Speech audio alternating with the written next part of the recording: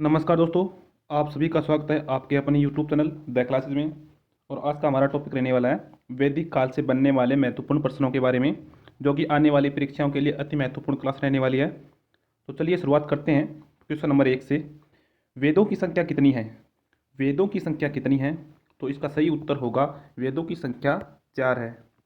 Next question रहेगा, सबसे पुराना वेद कौन सा है?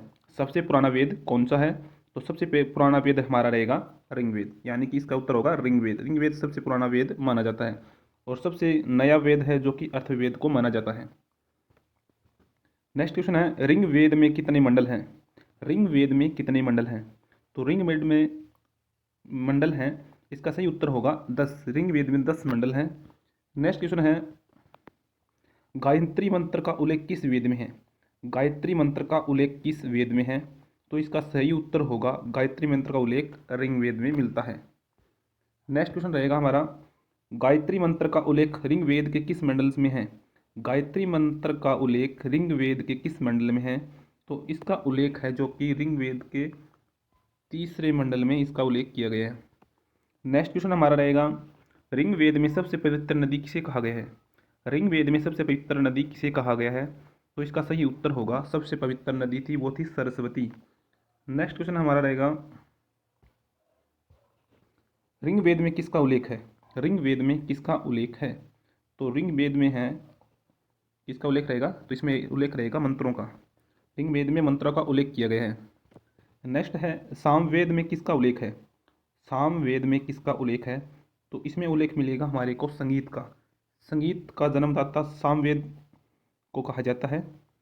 नेक्स्ट क्वेश्चन है, यजुर्वेद में किसका उल्लेख है? यजुर्वेद में किसका उल्लेख है? तो इसमें यजुर्वेद में रहेगा हमारा, यजुर्वेद में रहेगा हमारा कर्मकांड से संबंधित है। यजुर्वेद में कर्मकांड का उल्लेख किया गया है।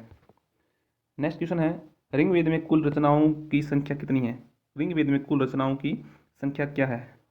तो इसमें सही उत्तर हमारा रहेगा 10,462।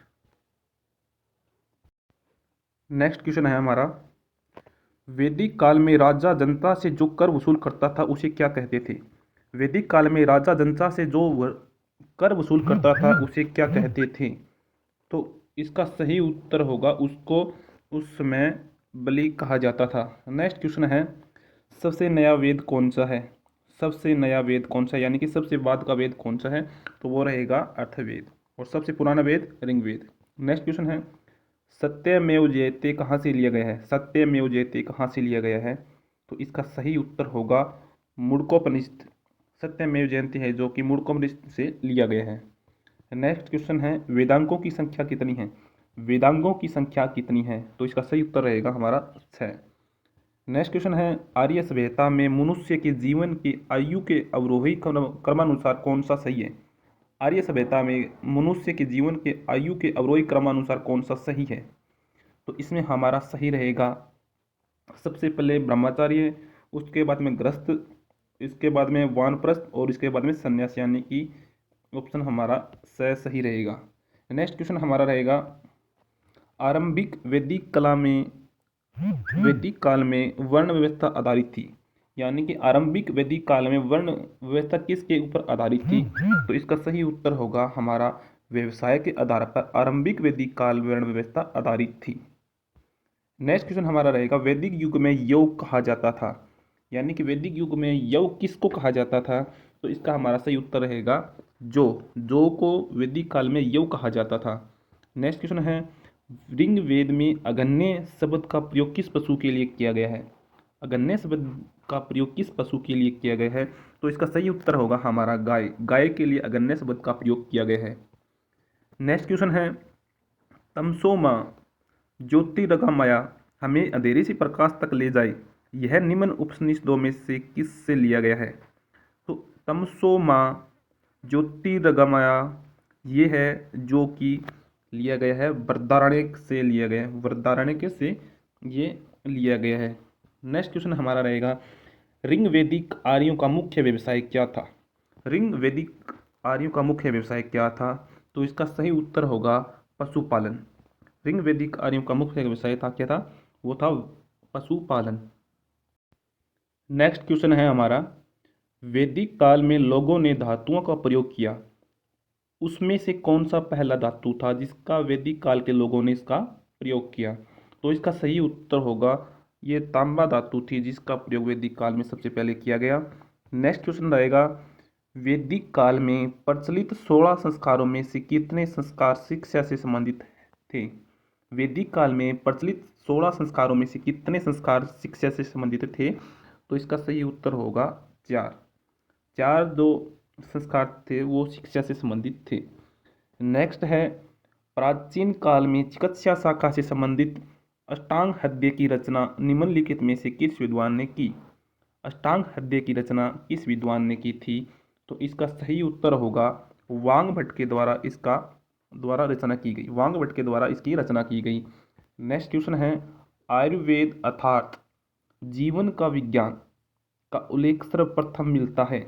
आयुर्वेद अर्थात जीवन का विज्ञान उल्लेख सर्वप्रथम किस में मिलता है? तो इसका वर्णन वर्णन सबसे पहले अर्थवेद में मिलता है। नेक्स्ट क्वेश्चन रहेगा हमारा, वेद शब्द का अर्थ है, वेद शब्द का अर्थ है, तो इसका सही उत्तर रहेगा हमारा ज्ञान। वेद शब्द का अर्थ है ज्ञान। नेक्स्ट क्वेश्चन है, ऋग्वेदिक आर्य किसकी पूजा करते थे? ऋग्वेदिक आर्य किसकी पूजा करते थे?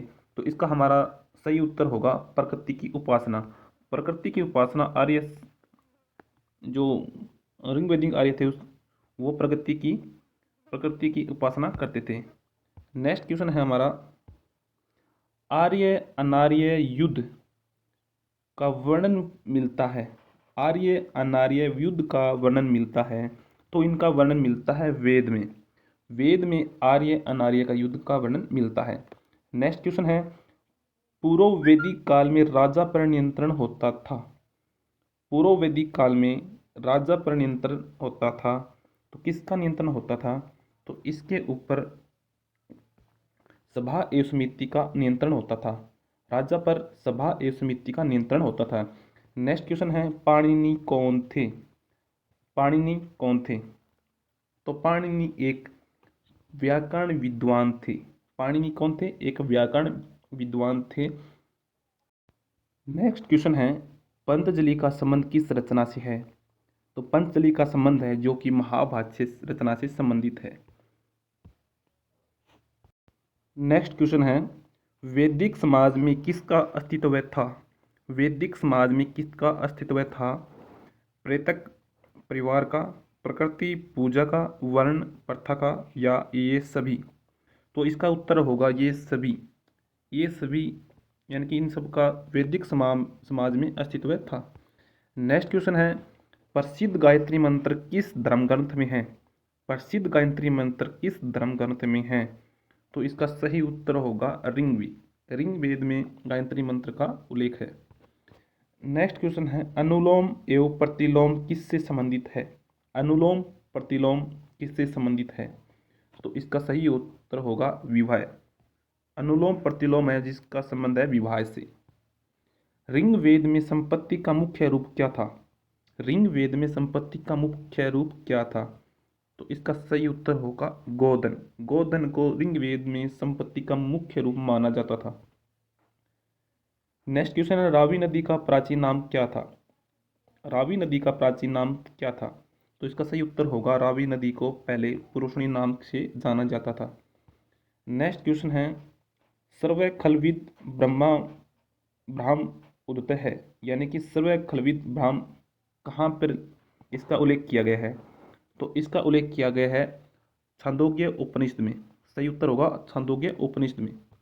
नेक्स्ट क्वेश्चन है, पूर्व वैदिक काल में राजा पर नियंत्रण होता था, यानी कि राजा पर नियंत्रण किसके द्वारा किया जाता था? तो इसका सही उत्तर होगा सभा और समिति का राजा पर नियंत्रण होता था। नेक्स्ट क्वेश्चन है, आरंभिक वैदिक साहित्य में सर्वाधिक वर्णित नदी कौन सी है? आरंभिक वैदिक साहित्य में सर्वाधिक वर्णित नदी कौन सी है? सर्वाधिक वर्णित नदी तो रहेगी हमारी सिंधु, लेकिन सबसे पवित्र नदी थी जो थी सरस्वती नदी को माना जाता है। उत्तर वैदिक काल में आर्य संस्कृति का केंद्रीय स्थल क्या था? उत्तर वैदिक काल में आर्य संस्कृति का केंद्रीय स्थल कौन सा था? तो इसका सही उत्तर हमारा रहेगा गंगा यमुना दोआब।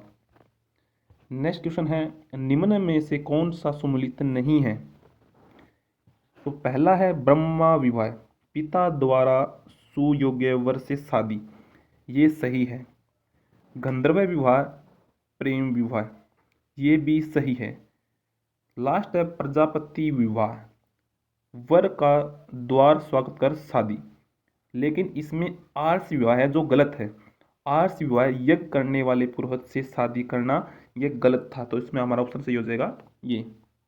अगर दोस्तों आपको वीडियो अच्छी लगी तो वीडियो को लाइक करें, चैनल को सब्सक्राइब करें।